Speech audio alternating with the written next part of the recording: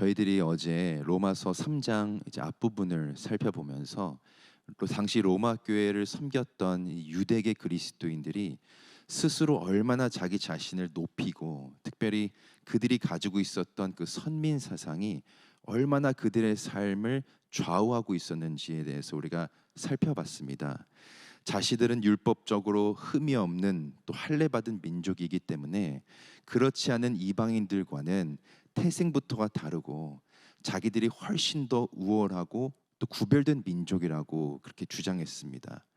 그러다 보니까 자연스럽게 이 로마 교회 안에 어떤 분위기가 자리 잡게 되었냐면, 유대인은 율법적으로 흠이 없고 할례받은 그런 자들이기 때문에 죄가 없는 사람들이고, 그에 반해 이방인은 율법도 모르고 또 할례도 받지 않았기 때문에 전부가 죄인이라는 것이었습니다.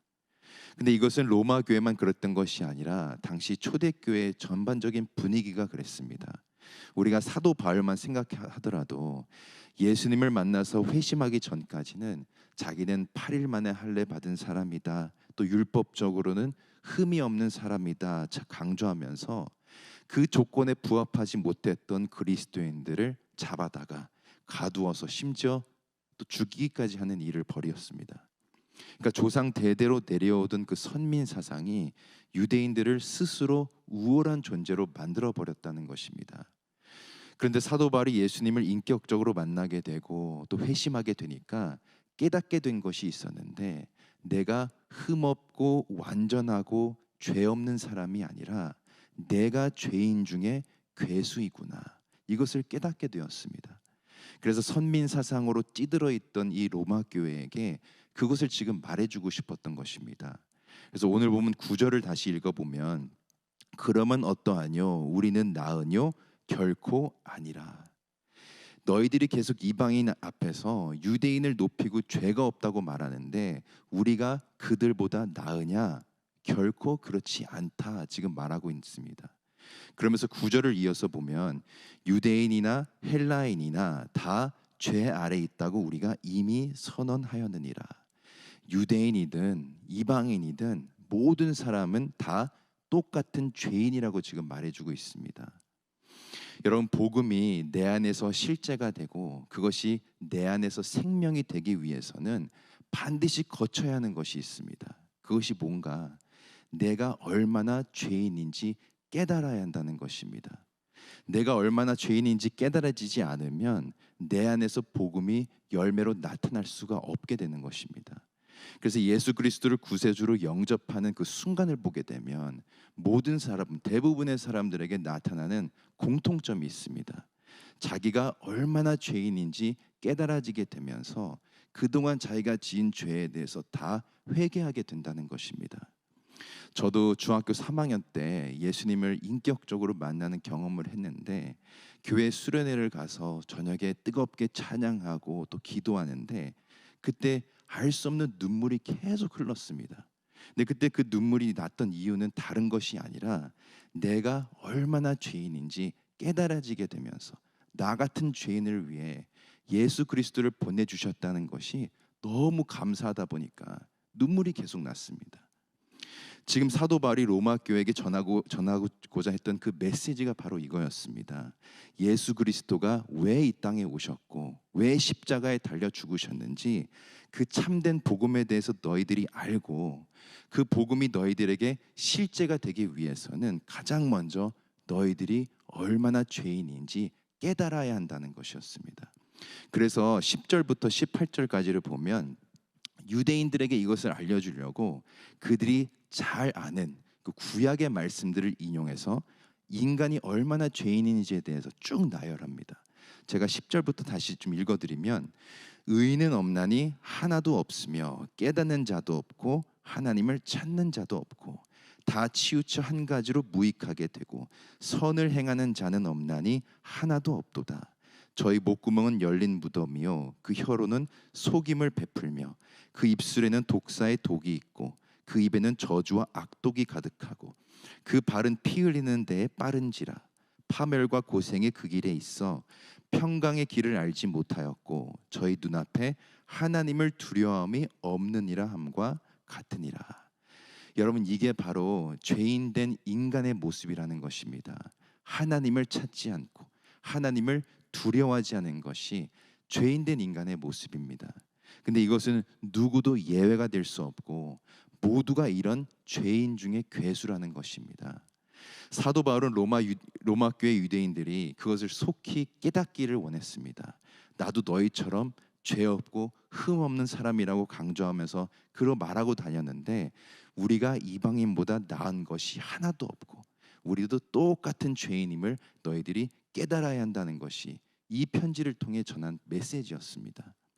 그러면서 그들이 가지고 있었던 그 율법에 대한 그 오해를 풀어주게 되는데, 20절에 보면 그러므로 율법의 행위로 그의 앞에 의롭다 하심을 얻을 육체가 없나니 율법으로는 죄를 깨달음이니라. 그러니까 지금까지 유대인들은 율법을 내가 잘 지키고 또 그 율법대로 의롭게 행하게 되면 그것이 자기를 구원하고 그것이 자기를 의로운 존재로 만들어준다고 생각했는데, 율법은 나를 구원하거나 나를 의롭게 해주려고 존재하는 것이 아니라 나의 죄를 깨닫게 해주려고 존재한다는 것입니다. 지금까지 유대인들은 그 율법을 통해서 어떻게든 자기 자신을 높이고 자기의 흠없는 모습을 자랑하기 위해 그 율법을 사용했는데, 율법의 기능은 그것이 아니라는 것입니다. 자기를 높이기 위해 율법이 존재하는 것이 아니고 자기의 죄를 발견하고 자기가 얼마나 죄인인지 깨닫게 되면서 오히려 자기를 낮추기 위해 이 율법이 존재한다는 것입니다. 여러분, 우리도 말씀을 대할 때 이런 경우를 많이 보게 됩니다. 말씀대로 행하는 나의 모습을 자랑하고 싶고, 다른 사람이 잘 순종하지 않는 말씀 내가 순종하고 있다 자랑하면서 내 자신을 높이고 세우기를 원하는 것이 우리의 모습일 때가 있다는 겁니다. 근데 하나님께서 우리에게 말씀을 주신 이유는 내 자신을 높이기 위해서가 아니라는 것입니다. 그 말씀을 통해 나의 모습을 돌아보고 내가 얼마나 죄인인지, 내가 하나님의 은혜 없이는 한순간도 살 수 없는 존재임을 날마다 깨닫게 해주시려고 말씀을 주셨다는 것입니다. 쉽게 말해서 말씀은 나를 의롭게 해주기 위해서 존재하는 것이 아니라 진리의 말씀으로 내 자신을 비춰보고 돌아보게 하려고 존재한다는 것입니다. 그 뜻은 우리가 아무리 겉으로 거룩한 척 행하고 또 구별된 모습으로 살아가도 그것이 나를 의로운 존재로 만들어주는 것이 아니라는 것입니다. 그렇다면 우리는 어떻게 의로운 존재가 될 수 있는가? 율법이 나를 의롭게 해주려고 존재하는 것이 아니고 나의 죄를 깨닫게 해주려고 존재한다면 나는 어떻게 해야 의로운 존재가 될 수 있는가? 오늘 말씀 27절과 28절을 한번 읽어보겠습니다. 그런즉 자랑할 데가 어디뇨? 있을 수가 없느니라. 무슨 법이로냐? 행위로냐? 아니라 오직 믿음의 법이로니라. 그러므로 사람이 의롭다 하심을 얻는 것은 율법의 행위에 있지 않고 믿음으로 되는 줄을 우리가 인정하노라. 우리를 의롭게 만들어주는 것은 율법의 행위가 아니고 오직 믿음밖에 없다라고 말씀하고 있습니다. 여기서 믿음이라는 것은 행위의 정반대의 의미인데, 행위는 나의 노력으로 나의 행함으로 이루어지는 것이지만 믿음은 나의 의지와는 전혀 상관없는 것이라는 겁니다. 내가 믿고 싶다고 믿어지는 것이 아니라 하나님께서 은혜 내려주시고 믿음을 주셔야 믿어지게 된다는 겁니다. 하나님께서 우리에게 그 은혜를 베풀어 주지 않으시면 우리가 아무리 믿으려고 노력을 해도 믿어지지가 않는 것입니다. 그래서 에베소서 2장 8절에 보면 너희가 그 은혜를 인하여 믿음으로 말미암아 구원을 얻었나니 이것이 너희에게서 난 것이 아니요 하나님의 선물이라 말씀합니다. 우리가 예수 그리스도를 믿을 때 의로운 존재로 칭함받게 되고 그 믿음이 나를 구별된 존재로 만들어주게 되는데, 중요한 것은 내가 나의 의지로 아무리 믿음을 가지려고 노력해도 믿음은 하나님의 영역이라는 것입니다. 그래서 믿음을 가리켜 전적인 하나님의 은혜요 선물이라고 우리가 말합니다. 그렇기 때문에 이 새벽에 하나님께로 나와서 믿음을 가지고 기도할 수 있는 것도 하나님의 은혜인 것이고, 하나님의 자녀로 그 권세를 누릴 수 있는 것도 하나님의 은혜인 것입니다. 그것을 인정하고 깨닫는 자에게는 더욱더 하나님의 은혜가 깊어지게 되고 나에게 일어나는 모든 일들이 다 하나님의 은혜임을 고백하는 인생이 되는 것입니다. 그래서 사도 바울은 로마 교회한테 율법을 통해 자기의 의로움을 드러내지 말고, 율법을 통해 자기 자신을 높이지 말고, 율법을 통해 자기의 죄를 발견해서 나는 하나님의 은혜 아니면 살 수 없는 존재이구나, 나 같은 죄인 살리시려고 예수 그리스도의 그 대속의 은혜가 하나님께서 부어주신 은혜이구나 하는 것을 굳게 믿고 붙들기를 원했다는 것입니다. 사랑하는 성도 여러분, 내가 오늘 예수 그리스도를 구세주로 고백하며 하나님의 자녀로 살 수 있는 것은 하나님께서 전적인 은혜로 믿음이란 귀한 선물을 주셨기 때문인 줄로 믿습니다. 내가 자격 있고 나에게 공로가 있어서가 아니라 나는 죄인 중에 괴수이고 허물과 또 죄로 인해 죽을 수밖에 없는 연약한 존재이지만 예수 그리스도의 은혜로 의롭다 여겨주시고 그 은혜 아니면 한순간도 살 수 없다는 것을 깨닫게 해주시려고 오늘도 말씀을 통해 우리 가운데 하나님께서 역사하고 계시는 줄로 믿습니다. 바라옵기는 우리 모두가 오늘 주신 말씀을 붙들면서 오직 믿음으로 오직 은혜로 사는 믿음의 백성들이 될 수 있기를 소망합니다. 그래서 오늘도 자격 없는 나를 사랑으로 끝까지 붙들어주고 계시는 하나님 한 분만 의지하며 우리의 삶의 자리에서 승리하시는 우리 모든 성도님들 되시기를 예수 그리스도 이름으로 간절히 축원드립니다. 함께 기도하겠습니다. 사랑의 하나님, 오늘도 은혜 주시고 주신 말씀으로 나의 모습을 또 돌아보게 하시니 감사합니다. 우리가 이 자리에 있을 수 있는 것도 전적인 하나님의 은혜인 줄로 믿습니다. 자격 없는 저희들 끝까지 사랑하시고 믿음이라는 선물을 통해 은혜의 백성으로 살게 하신 하나님을 끝까지 붙들고 의지하는 저희들 되게 하시고 하나님의 의로운 백성으로 살게 하여 주옵소서.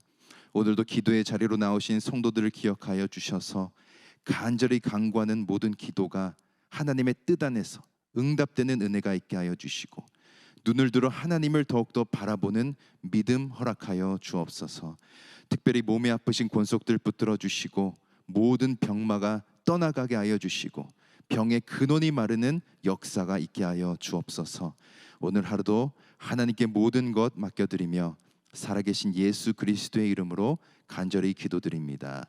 아멘. 주기도문으로 기도회를 마치겠습니다. 하늘에 계신 우리 아버지여, 이름이 거룩히 여김을 받으시오며 나라 임하옵시며 뜻이 하늘에서 이루어진 것 같이 땅에서도 이루어지이다. 오늘날 우리에게 이루어할 양식을 주옵시고 우리가 우리에게 죄진 자를 사하여 준 것 같이 우리 죄를 사하여 주옵시고 우리를 시험에 들게 하지 마옵시고 다만 악에서 구하옵소서. 대개 나라와 권세와 영광이 아버지께 영원히 있사옵나이다. 아멘.